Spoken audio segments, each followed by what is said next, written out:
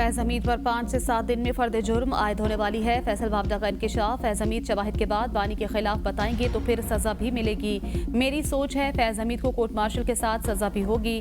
बानी पीटीआई के military court trial पर हैरान नहीं होगा। कहते हैं ताकतवर के साथ कटहरे में इंसाफ होगा तो इसे मुस्बत पैगाम जाएगा। 14 दिसंबर से पहले फैज हमीद के मुतल्लिक अहम खबर आने वाली है। 14 दिसंबर को सिविल नाफरमानी की तारीख इसीलिए दी गई।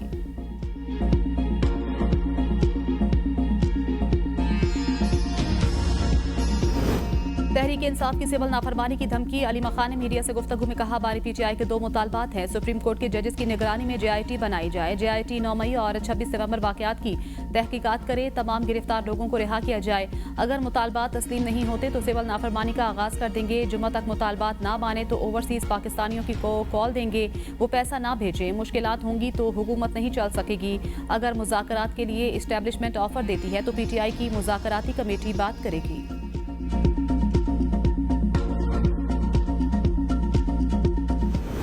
आर्मी चीफ को गिला है 9 मई ट्रायल हो जाता तो 26 नवंबर ना होता। बीबीसी उर्दू के मुताबिक राना सनाउल्लाह कहते हैं आर्मी चीफ का गिला हुकूमत से ज्यादा सुप्रीम कोर्ट और मुअज़्ज़िज़ जज से है जो खत पर खत लिखते हैं। 26 नवंबर के बाद पाकिस्तान तहरीक इंसाफ को नाकाबिल तलाफी नुकसान हुआ। सिविल नाफरमानी की तहरीक शुरू की तो वो बुरी तरह फेल होगी, नाकाम होगी। मुज़ाकरात की मशरूत पेशकश के बाद बातचीत कैसे हो सकती है? किसी भी सियासी तनाज़े का हल सियासी डायलॉग में ही है।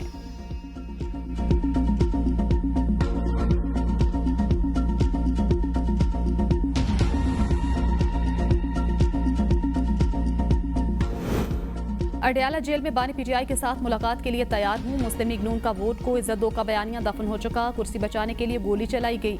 शाहिद खाकान अब्बासी कहते हैं एक शख्स की मौत भी बड़ा सानहा, ये तो मुतादिद जानों का मामला है। मेरे हल्के के नौजवान को गोली का निशाना बनाया गया। खराबी के सब जिम्मेदार हैं। सियासत नफरत का नाम नहीं। हुकूमत अपोजिशन को दीवार से ना लगाए।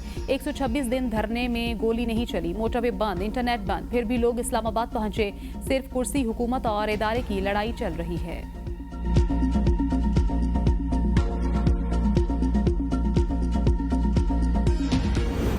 पीटीआई ने क्या तहकीकात करानी है? सारे सबूत मौजूद हैं। पीटीआई अदलिया से वही सरपरस्ती चाहती है जो 9 मई के बाद मिली थी। ख्वाजा आसिफ कहते हैं पीटीआई की अदालती सरपरस्ती ना होती तो अब तक 9 मई का मामला निमट चुका होता। बानी पीटीआई तरसीलात ज़र को रोकने की कोशिश करके देख लें, वो नाकाम होंगे।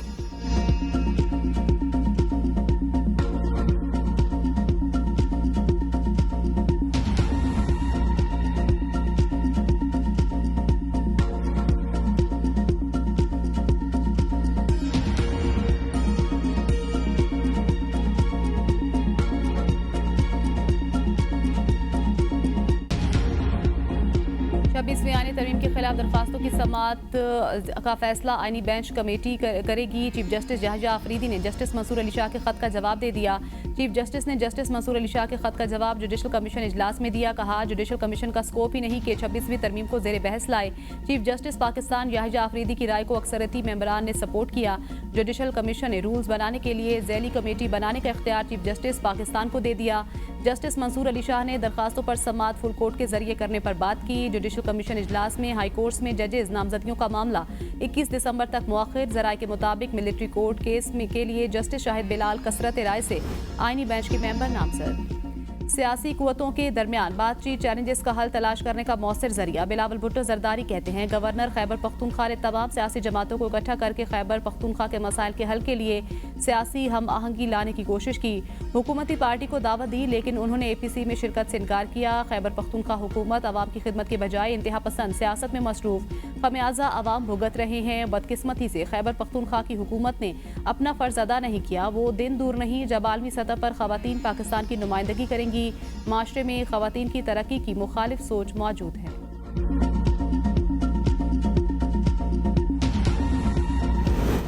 मदारिस के मामले पर फैसला कुव्वत से करेंगे। अमीर जेजुआई मौलाना फजलुर रहमान की मीडिया से गुफ्तगू। कहा मदारिस की आज़ादी हुर्रियत पर कोई आंच नहीं आने दी जाएगी। अपने मौक़िफ़ पर कायम हैं। जेजुआई ने अभी लॉन्ग मार्च का फैसला नहीं किया।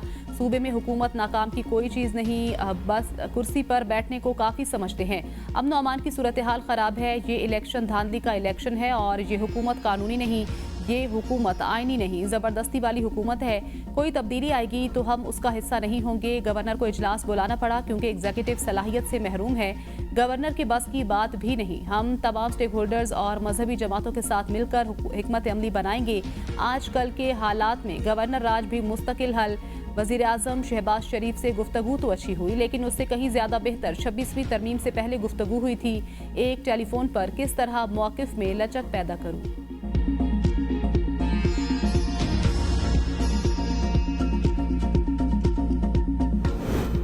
आईनी बेंच में आइंदा हफ्ते 9 मई वाकयात के केस की समाअत होगी। सिविलियन के मिलिट्री कोर्स में ट्रायल के केस की भी समाअत होगी। बानी पीटीआई तौहीन अदालत केस, पीटीआई रहनुमाओं के खिलाफ मुकदमात भी ज़ेरे समाअत होंगे। Chief election commissioner Sikandar Sultan Raja की तैनाती, 8 फरवरी इलेक्शन केस और अरशद शरीफ कत्ल केस की समाअत भी होगी।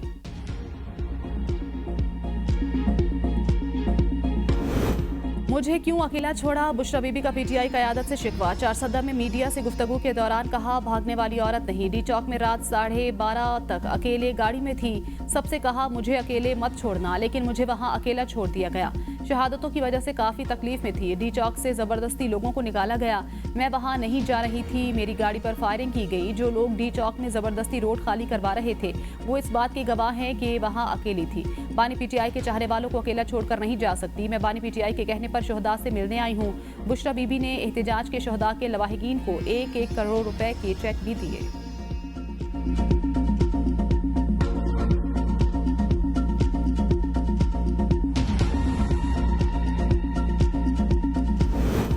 बुशरा बीबी को सुनते हुए दुख हुआ। वो अपना रोना रो रही थी। कुछ ठीक था, कुछ गलत। फैसल करीम कुंडी कहते हैं, बुशरा बीबी ने कहा था कारकुनों को अकेला छोड़कर नहीं जाऊंगी। भाग तो आप गई थी, गरीब कारकुनों को छोड़कर। वजीर आला गंडापुर ने कहा था बानी को साथ लेकर जाऊंगा। शायद उन्होंने बुशरा बीबी को बानी पीटीआई बना दिया और साथ ले गए। क्या टैक्स देने वालों के पैसे सिर्फ पार्टी कारकुनों के लिए हैं जो बुशरा बीबी तकसीम कर रही हैं? बन्नू, लकी मरवत, डेरा इस्माइल खान में जो लोग शहीद हुए उन्हें भी 1 करोड़ दिए जाएं। तहरीके इंसाफ ऐसी पार्टी है जिसे जन्नत में जाने का कहें तो वो कहते हैं दोज़ख में जाएंगे। बुशरा बीबी के डिफेक्टिव वजीर आला बनने के सबब अली अमीन परेशान है। वजीर आला के घर में आग लगी है, आईजी के घर में आग लगी है।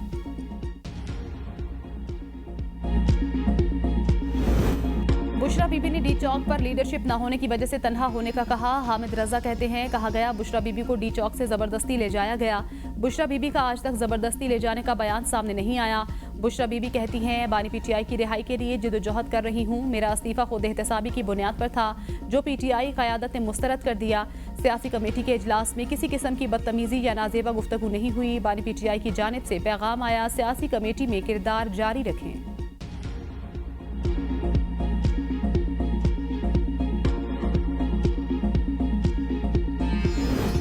GHQ हमला केस में गिरफ्तार अपोजिशन लीडर उमर अयूब, राजा बशारत समेत पीटीआई की गिरफ्तार रहनुमा जमानत पर रिहा। इंसदाद दहशतगर्दी अदालत का पेशावर हाई कोर्ट से जमानत के बावजूद गिरफ्तारियों पर बरहमी का इजहार। रिमार्क्स में कहा, पेशावर हाई कोर्ट से जमानत होने के बावजूद क्यों गिरफ्तार किया। पीटीआई रहनुमाओं की गिरफ्तारी गैर कानूनी करार देते हुए पुलिस के 5 अफसरान को तौहीन अदालत का नोटिस जारी। आइंदा जेल की हदूद के अंदर से किसी मुलजिम को गिरफ्तार न करने के अहकामात। उमर अयूब कहते हैं, पुलिस लाइन्स में गैर कानूनी तौर पर हिरासत में रखा गया।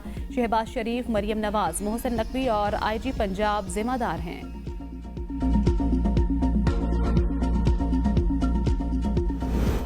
ये बलूचिस्तान नहीं, दारुल हुकूमत इस्लामाबाद है। जो एहतजाज में शरीक नहीं उनको कैसे उठा सकते हैं। इस्लामाबाद हाई कोर्ट सब्जी फरोश के भाई की गिरफ्तारी पर बरहम।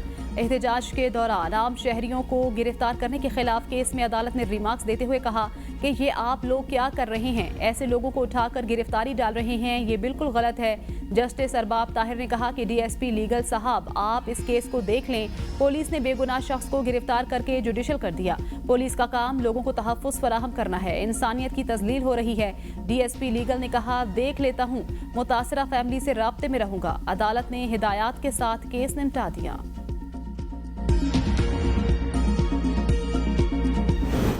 तहरीक इंसाफ बहुत बड़ी सियासी जमात है, इस पर पाबंदी लगाना हिमाकत होगी। शाह महमूद कुरैशी की मीडिया से गुफ्तगू, कहा 9 मई पर जुडिशल कमीशन बनाया जाए। मैं 1.5 साल से सजा काट रहा हूँ, अगर मैं कसूरवार हूँ तो मुझे सजा सुनाएं, बेकसूर हूँ तो रिलीफ मिलना चाहिए। जो मामला सुलझाने की बात कर रहे थे वो भी आज हुकूमत से नाला हैं। जेल से अदालत मुंतकिल करने वाली गाड़ी तब्दील करने पर शाह महमूद कुरैशी पुलिस अफसरान पर बरहम। सिंगल कैबिन में जाने से इनकार। इंस्पेक्टर से कहा अपने अफसरान को बताओ मेरे लिए डबल कैबिन वापस भेजें जिस पर लाए थे। मेरी कमर में तकलीफ है, सिंगल कैबिन गाड़ी में सफर नहीं कर सकता। पुलिस आजकल ना जाने किसकी वफादार बन चुकी है। 9 मई जलाओ घिराव के 5 मुकदमात की समाअत 13 दिसंबर तक मुलतवी।